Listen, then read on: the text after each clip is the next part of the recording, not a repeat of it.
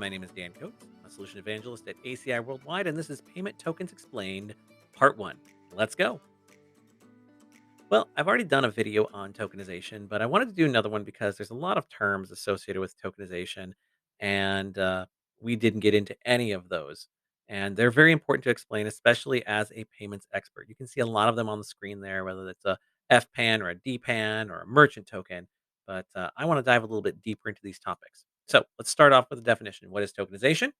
Tokenization is the process of turning sensitive data into non-sensitive data called tokens.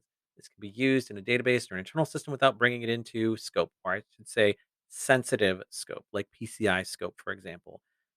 So if I've got a number and I don't want to save it across a whole bunch of systems, I'll just use a different number instead, and then I'll use a system to translate it. That's typically called a token vault. All right, let's dive in here. Well, first definition is a PAN. Well, if you've lived in payments for a little while, that's called a PAN is a primary account number. It's just the number that's on your card. It's printed or maybe it's embossed. Older ones are embossed. I don't think that they need to be embossed anymore. And what's an FPAN? Well, an FPAN is really just a PAN. It's that number that's printed on your card. The F stands for functional, and it's just used to distinguish it from, say, a DPAN. And we'll get into that in a little bit.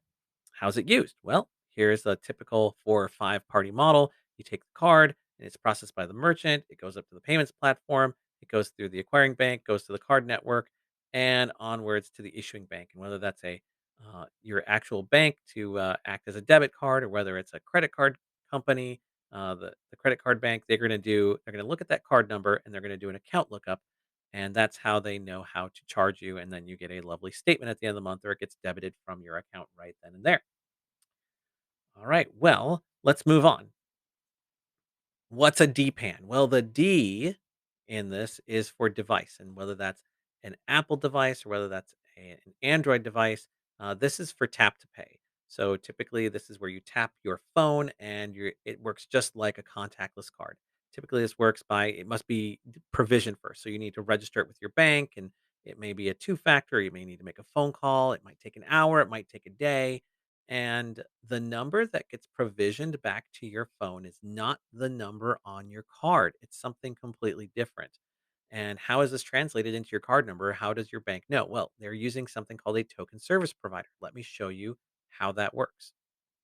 So here's the diagram we had before, and we're going to process that card. Over on the left-hand side is the D pan. This is the device pan.